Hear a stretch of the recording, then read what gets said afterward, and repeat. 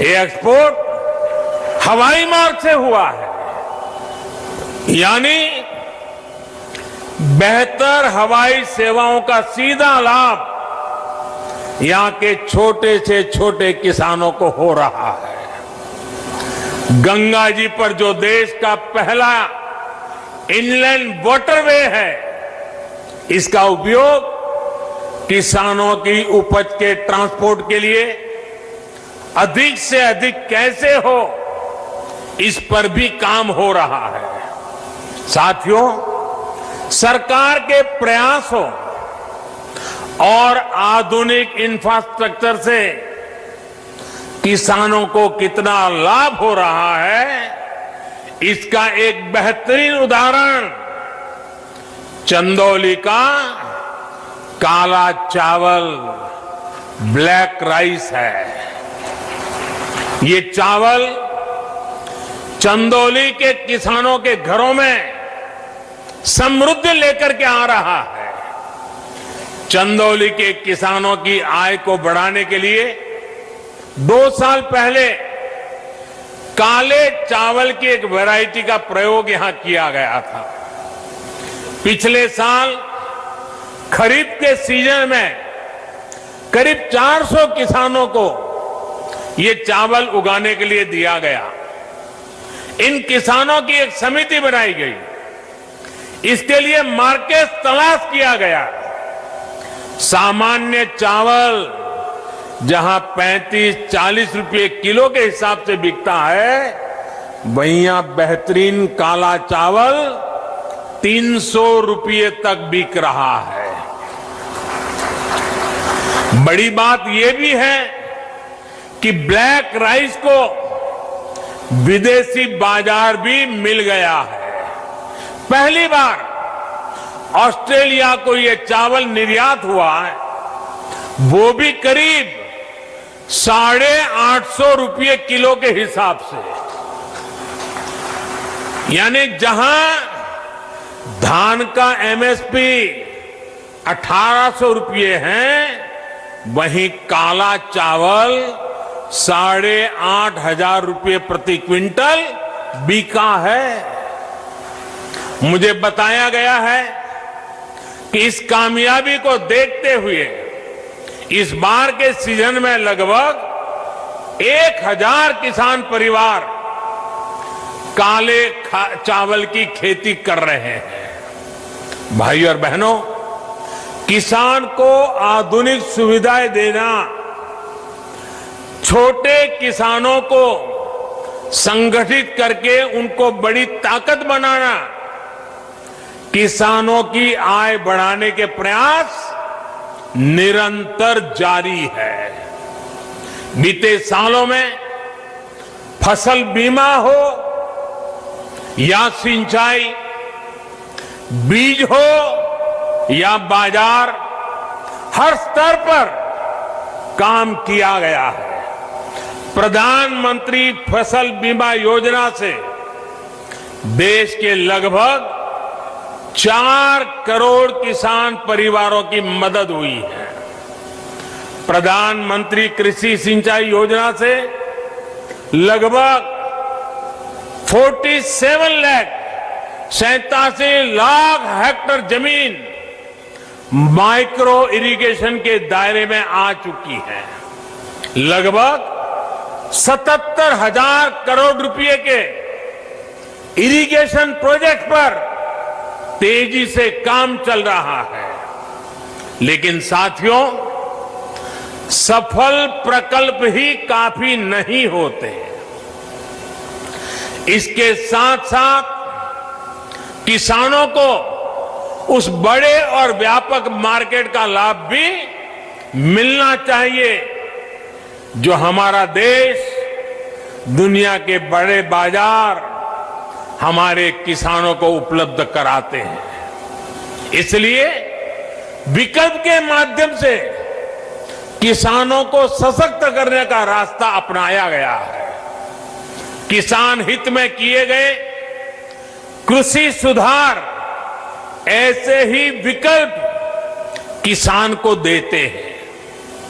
अगर किसान को कोई ऐसा खरीदार मिल जाए जो सीधा खेत से उपज उठाएं, जो ट्रांसपोर्ट से लेकर लॉजिस्टिक के हर प्रबंध करे और बेहतर कीमत दे, तो क्या किसान को अपनी उपज उसे बेचने की आजादी मिलनी चाहिए कि नहीं मिलनी चाहिए।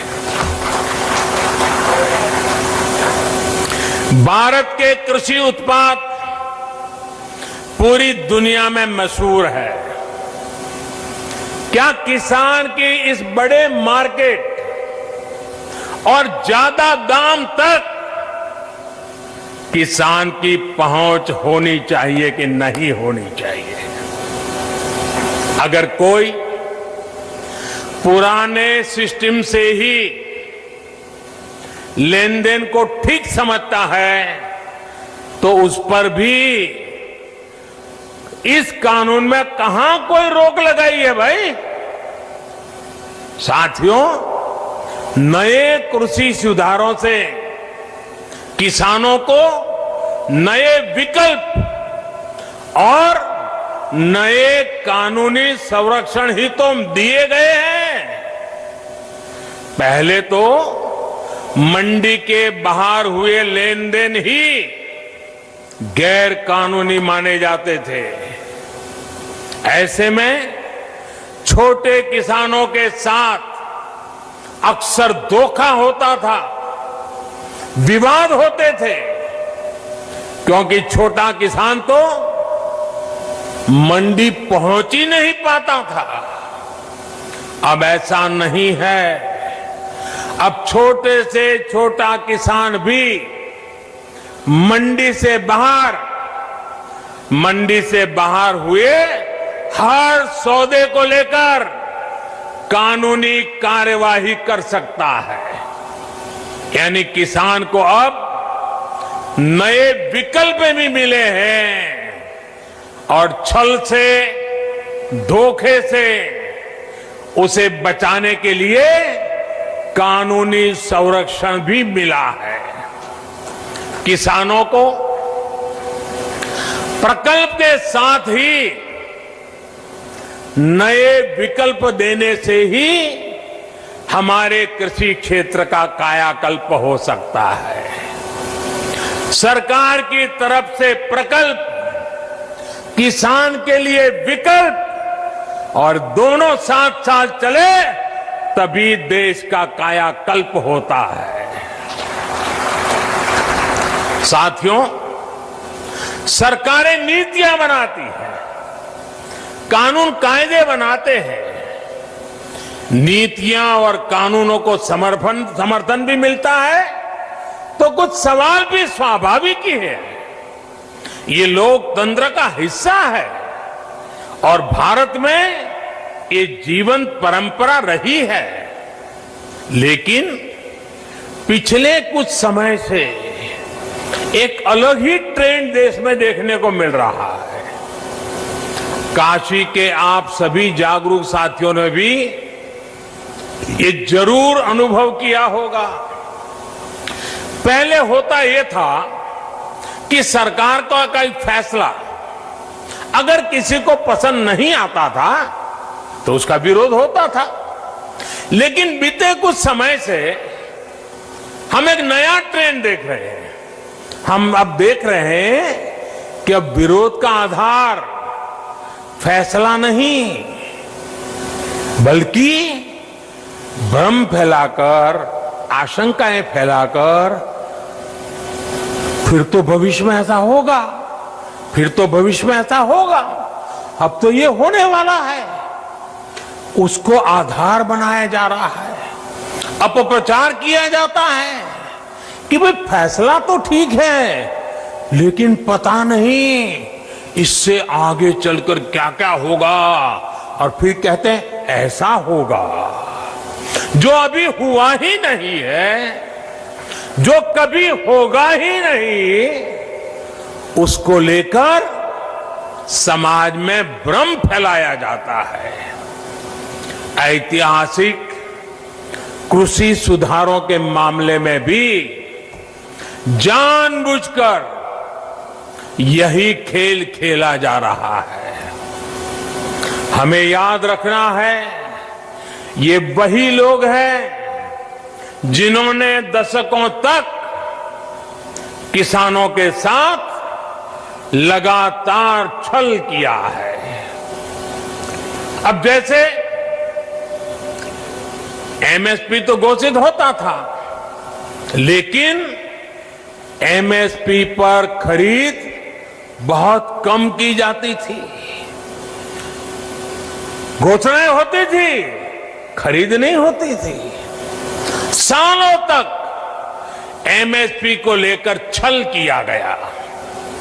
किसानों के नाम पर बड़े बड़े कर्ज माफी के पैकेज घोषित किए जाते थे, लेकिन छोटे और सीमांत किसानों तक ये पहुंचते ही नहीं थे। यानी कर्ज माफी को लेकर भी छल किया गया। किसानों के नाम पर बड़ी बड़ी योजनाएं घोषित होती थी, लेकिन वो खुद मानते थे कि 1 रुपये में से सिर्फ 15 पैसे ही किसान तक पहुंचते हैं। यानी योजनाओं के नाम पर छल, किसानों के नाम पर खाद पर बहुत बड़ी सब्सिडी दी गई, लेकिन ये फर्टिलाइजर खेत से ज्यादा काला बाजारियों के पास पहुंच जाता था। यानी यूरिया खाद के नाम पर भी छल। किसानों को प्रोडक्टिविटी बढ़ाने के लिए कहा गया, लेकिन प्रॉफिटेबिलिटी किसान के बजाय किसी और की सुनिश्चित की गई। पहले वोट के लिए वादा और फिर छल, यही खेल लंबे समय तक देश में चलता रहा है। साथियों, जब इतिहास छल का रहा हो, तब 2 बातें बड़ी स्वाभाविक है। पहली ये कि किसान अगर सरकारों की बातों से कई बार आशंकित रहता है, तो उसके पीछे दशकों का ये लंबा छल का इतिहास है। और दूसरी ये कि जिन्होंने वादे तोड़े, छल किया, उनके लिए ये झूठ फैलाना एक प्रकार से आदत बन गई है, मजबूरी बन चुका है। जो पहले होता था वैसा ही अब भी होने वाला है, क्योंकि उन्होंने ऐसा ही किया था। इसलिए वही फॉर्मूला लगा करके आज भी देख रहे हैं। लेकिन जब इस सरकार का ट्रैक रिकॉर्ड देखोगे, तो सच आपके सामने खुल करके आ जाएगा। हमने कहा था कि हम यूरिया की कालाबाजारी रोकेंगे और किसानों को पर्याप्त यूरिया देंगे। बीते 6 साल में यूरिया की कमी नहीं होने दी। पहले तो यूरिया ब्लैक में लेना पड़ता है। यूरिया के लिए रात रात लाइन में ला करके रात को बाहर ठंड में सोना पड़ता था, और कई बार यूरिया लेने वाले किसानों पर लाठीचार्ज की घटनाएं होती थी। आज ये सब बंद हो गया। यहां तक कि कोरोना लॉकडाउन तक, उसमें भी जब लगभग हर गतिविधि बंद थी, तब भी हमने यूरिया पहुंचाने में दिक्कत नहीं आने दी गई। हमने वादा किया था कि स्वामीनाथन आयोग की सिफारिश के अनुकूल लागत का 1.5 गुना एमएसपी देंगे। ये वादा सिर्फ कागज पर ही नहीं, ये वादा हमने पूरा किया और इतना ही नहीं, किसान के बैंक खाते तक पैसे पहुंचे इसका प्रबंध किया। साथियों, सिर्फ दाल की ही बात करें, पल्सीज की बात करें, 2014 से पहले के 5 सालों में, हमारे जो पहले वाली सरकार थी उसके 5 सालों में लगभग 650 करोड़ रुपए की ही दाल किसान से खरीदी गई थी। कितनी? 650 करोड़। कितना भैया, जरा बताइए, पूरे देश में कितना? 650 करोड़। लेकिन हमने 5 साल में क्या किया आकर के?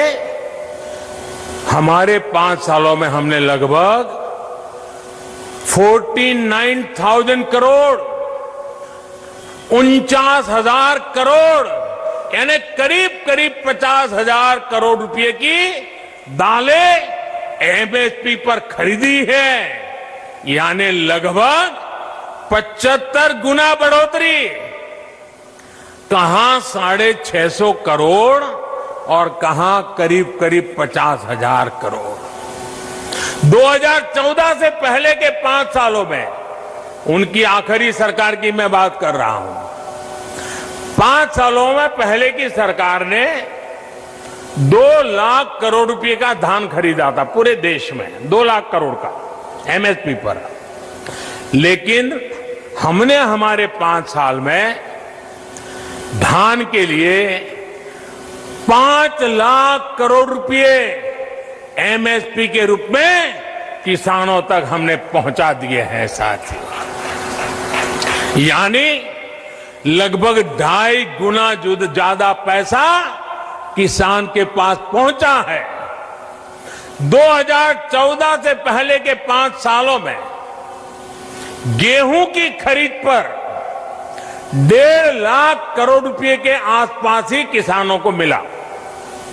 1.5 लाख करोड़ उनकी सरकार के 5 साल। हमने 5 साल में गेहूं पर 3 लाख करोड़ रुपए किसानों को एमएसपी का मिल चुका है, यानी लगभग 2 गुना। अब आप ही बताइए कि अगर मंडियां और एमएसपी को ही हटाना था तो इतनी बड़ी हम ताकत क्यों देते भाई? हम इन पर इतना निवेश ही क्यों करते? हमारी सरकार तो मंडियों को और आधुनिक बनाने के लिए, मजबूत बनाने के लिए करोड़ों रुपए खर्च कर रही है। भाइयों और बहनों, आपको याद रखना है, यही लोग हैं जो पीएम किसान सम्मान निधि को लेकर ये लोग हर गली मोहल्ले में, हर प्रेस कॉन्फ्रेंस में, हर ट्विटर में सवाल उठाते थे।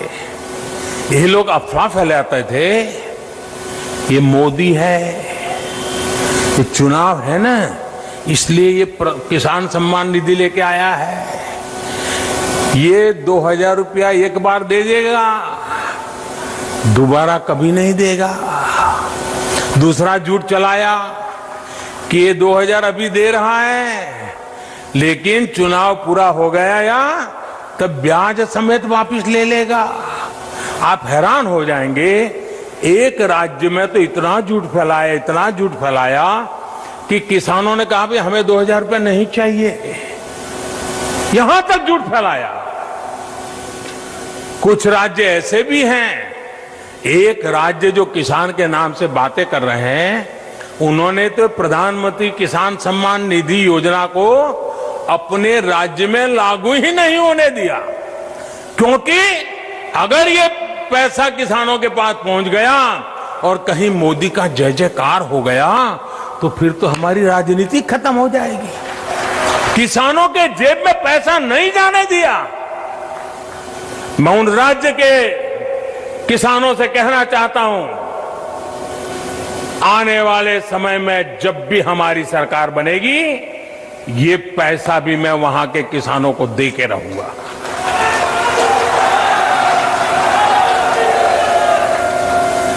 साथियों, देश के 10 करोड़ से ज्यादा किसान परिवारों के बैंक खाते में सीधी मदद दी जा रही है और ये प्रधानमंत्री किसान सम्मान निधि के द्वारा लगातार चल रहा है। साल में 3 बार देते हैं और अब तक 1 लाख करोड़ रुपया सीधा किसानों के बैंक खाते में पहुंच चुका है। साथियों, हमने वादा किया था कि किसानों के लिए पेंशन योजना बनाएंगे। आज पीएम किसान मानधन योजना लागू है और बहुत कम समय में ही 21 लाख किसान परिवार इसमें जुड़ भी चुके हैं। भाई और बहनों, वादों को जमीन पर उतारने के इसी ट्रैक रिकॉर्ड के बल पर किसानों के हित में नए कृषि सुधार कानून लाए गए हैं। किसानों को न्याय दिलाने में ये कितने काम आ रहे हैं, ये आए दिन हम जरूर देखेंगे, अनुभव करेंगे और मुझे विश्वास है मीडिया में भी इसकी सकारात्मक चर्चाएं होगी और हमें देखने भी मिलेगा, पढ़ने को भी मिलेगा। मुझे एहसास है कि दशकों का छलावा किसानों को आशंकित करता है। किसानों का दोष नहीं है, लेकिन मैं देशवासियों को कहना चाहता हूं, मैं मेरे किसान भाई बहनों को कहना चाहता हूं और मां गंगा के घाट पर से कहना चाहता हूं, काशी जैसी पवित्र नगरी से कह रहा हूं, अब छल से नहीं, गंगा जल जैसी पवित्र नीयत के साथ काम किया जा रहा है। भाई और बहनों, आशंकाओं के आधार पर भ्रम फैलाने वालों की सच्चाई लगातार देश के सामने आ रही है। जब एक विषय पर इनका झूठ किसान समझ जाते हैं तो ये दूसरे विषय पर झूठ फैलाने लग जाते हैं। 24/7 उनका यही काम है। देश के किसान इस बात को भली भांति समझते हैं। जिन किसान परिवारों की अभी भी